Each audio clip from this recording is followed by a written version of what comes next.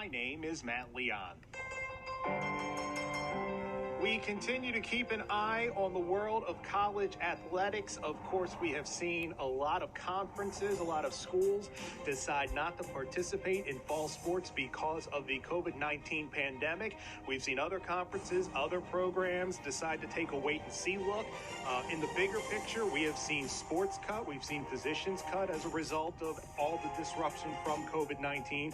So we wanted to kind of take stock where we were in the world of college athletics, what we've seen, what we expect to see. To have this conversation, we reached out to Dr. Karen Weaver, Associate Clinical Professor of Sport Management at the LeBeau College of Business at Drexel University. Always good to get her perspective. Great conversation. Give a listen. So as we are speaking here, turning the corner towards the end of July, over the last few weeks, we have seen a lot of decisions from conferences, from universities, basically deciding not to play sports in the fall. Has kind of the cascade effect we've seen been about what you thought it would be? Yeah, I think the reality really has settled in. Conferences, of course, are spread out over multiple states. And as each state tries to wrestle with where they are in managing this crisis, it's been different. And even if you look at the state of Pennsylvania, how Philadelphia and the 5 counties surrounding it have reacted is different than the central part of Pennsylvania. And now all of a sudden we have a spike in the southwestern corner of Pennsylvania. And that causes things to change in terms of the calculation as to whether you're safely able to bring people from all over the country back to your campus, and then also take that same group of people to other areas of the country where you don't know what the safety precautions might be. So we've seen a lot of people talk, hopefully, and I understand it, about a lot of the sports that maybe aren't being played in the fall, specifically, obviously, the headline is football, being moved to the spring. And I think reflexively you understand the possibility, but it seems to me, even if we operate under the idea that the virus is completely under control by the spring, you're going to be putting a lot of stress not just on facilities but on support staff and stuff like that. How feasible do you think this possibility is? I think it's tremendously difficult because not many schools have a dedicated football stadium that doesn't allow any other sport to play in it. Typically, the reason you build a stadium is to have multiple purposes, right? It can be used for football in the fall, maybe soccer, but then in the spring it might be used for lacrosse, it might be used for track and field, and a variety of scheduling. Jiu-jitsu will have to be done in order to try to figure this out. The other problem is what do you do with rescheduling?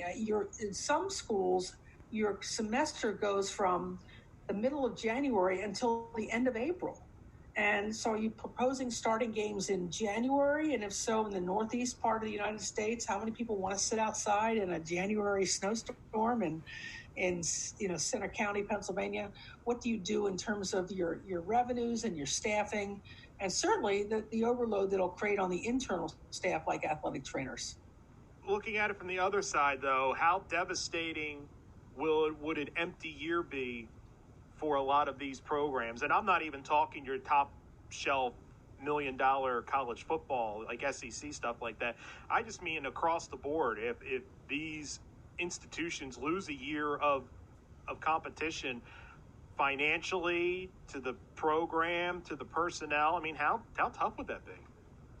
Devastating, and I'm paying close attention to what's going on with schools that are what we call tuition dependent. There's the schools that every year, need those revenues to come in, the athletes to want to come to campus and play that sport and pay that tuition revenue. And so if they don't have a motivation to come to campus because their sport has been postponed or, canceled for the remainder of the fall semester, I think a lot of schools are worrying about what their enrollment rates will be. We've always had this thing in college admissions called the summer melt, where the excitement of the spring melts away in the summer, and not the enrollment doesn't necessarily happen as much as they thought. But there's real concern this year that summer melt could turn into a summer avalanche in terms of students deciding it just isn't worth it to try to come back and do something where they're not getting to do everything that they want to do as part of their college experience. For institutions, conferences, and it's more your big time with, once again, and I don't want to make this all about football, but that is obviously the driving force in a lot of this. Have you heard anyone talk about what they are willing to tolerate as far as failure? And what I mean by that is, we're going to try to play in the fall, but if we hit a point where 1/10 of our roster tests positive, we're going to call it out. Have you seen anyone kind of set parameters for themselves of what they're willing to tolerate and what they're willing to deal with? I haven't. I wrote an article for Forbes a couple of weeks ago about this and asking kind of what was the magic number of positives before, you would shut something down. And I even said, is it a combination of like the starting quarterback and the best defensive lineman? Is it that combination, or is it the head coach and two running backs? And I was being a little bit tongue-in-cheek, but really, I think what schools are starting to pay attention to now, which I'm really, really glad to say they are, is they're looking at the impact of bringing these athletes back to campus will have on the total ecosystem of the community health professionals. In other words, if they have an outbreak in their football program, what does that mean for the rest of the community that the school inhabits? What does it mean for their hospital, for their healthcare workers, for their ICU beds? It may not be the football player in that ICU bed, but it could very well be somebody the football player came into contact with who then had to go into the ICU bed. So at least I hear people talking about that particular connection.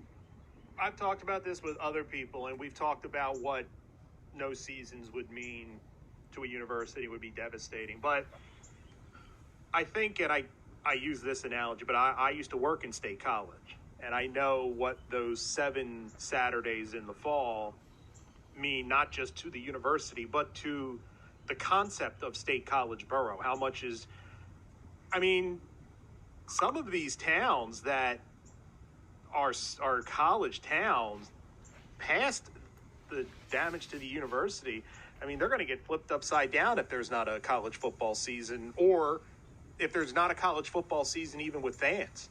Yeah, there's no doubt that's been heavy on a lot of people's minds, because places like State College and Iowa City and Iowa and Bloomington, Indiana, are true college towns. There's no other way to look at them. But you also have to think about the impact of just not bringing students back, let alone football games. State College, Penn State has 42,000 students on campus. They're used to a certain amount of traffic in their bars and restaurants and in the bookstore and other places, even just apartment leases. So the ecosystem is dependent on what colleges do. And football, of course, helps to drive it 6 or 7 Saturdays a year, but there's another ecosystem at play that's equally as damaging. We've seen a lot of programs go by the wayside at different universities. And I think one of the higher profile ones was what Stanford did. They got rid of a ton of sports. But I must say, in reading their reasoning, and I thought they were at least as upfront and transparent about it, it wasn't just a press release and the coaches found out 15 minutes before the decision was made. Like it or hate it, I thought, at least I kind of pointed that as that's the way it should be done if it has to be done. Yeah, Stanford dropped 11 sports. Almost all of them were Olympic sports, highly successful sports, which is unusual that you see programs, make a move to drop their more successful programs. And the other thing that's interesting about Stanford is that they have consistently been the top-ranked program in all of college sports. They have won the Directors' Cup title for, 20 years in a row or something like that. They are the standard in Division I. So what they're saying is that we're right-sizing our sport offerings. We're going to go from 36 to 25. And, schools like Texas, which is also a very good athletics program, only have the minimum number of NCAA sports. They have 16, and they are operating on a larger budget than Stanford was for their 36 sports. So in some ways, Stanford's saying, we just don't think we can afford to do this anymore. And to build on what you're saying, Dartmouth also dropped a few sports, but they also were very upfront. And they said, look, we're trying to rebalance our student population. We want to make sure that we don't have it skewing one way or the other with a type of group. We want to create more diversity in our students' body. We want to create more opportunities in our in our enrollment slots, those kinds of things. So I saw something different there than I'd seen in other situations. Do you expect to see more of that, or do you think for the time being that wave has crested, but it could come back again in a couple months once we kind of reached a new point in this? Well, many folks who care deeply about college sports would like to see some of the fat cut inside of college football primarily. They just feel like there are an overabundance of coaches, an overabundance of folks who work in the program, an overabundance of spending on recruiting.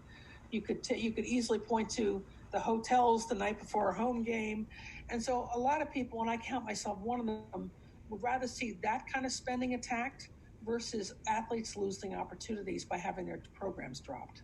I've heard a lot of support staff over the last few months, some schools laying off their athletic communications department, rolling it into something else. I've heard of furlough days at other athletics. We talked about sports being dropped. Are we kind of seeing the transformation of college athletics in real time? Are we seeing a lot of these moves that, yes, the pandemic put them in motion, but you might see other places, maybe I'm not talking about furloughs, but specifically what Vanderbilt did, rolling their communications into the school. Once one person does it, are you concerned you could see other schools follow suit? Well, I think, it's happening in different pockets of the country. For example, the University of Akron just laid off 96 faculty members. And that was pretty devastating. Rutgers University is, the faculty are suing the university because the university has found $100 million to take out of the central budget and put it into the athletics budget while laying off lots and lots and lots of faculty. So there's this tension now of fighting over scarce resources.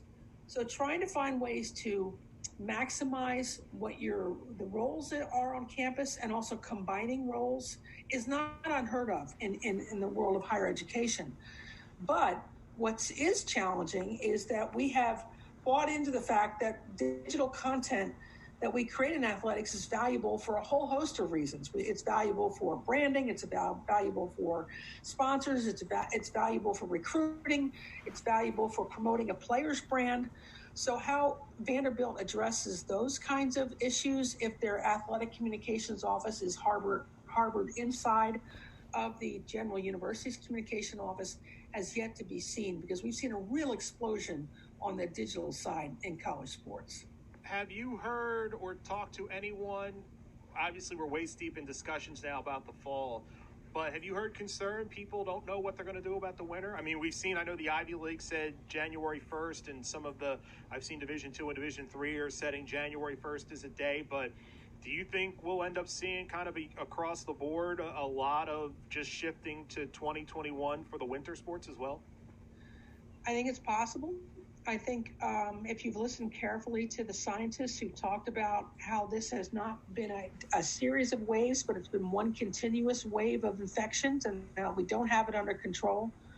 Most of the folks that I've listened to have talked a lot about indoors and how indoors is more dangerous than outdoors. And all of our winter sports are indoors. So how do we do that? And that's, I think, right now, athletic administrators made the decision that they needed to make that was sitting right in front of them. Now they'll prepare over the next few months about what the next decision comes. I've not read of many schools that have just said, we're not going to do it at all this year. I mean, we're just going to write off the entire academic year, because they haven't done that with their academic programs. But I do think that, okay, now they've made their fall sports decision. They've got to manage the students and the coaches they have, but the next decision is looming right around the corner, and that is, what do we do with winter sports?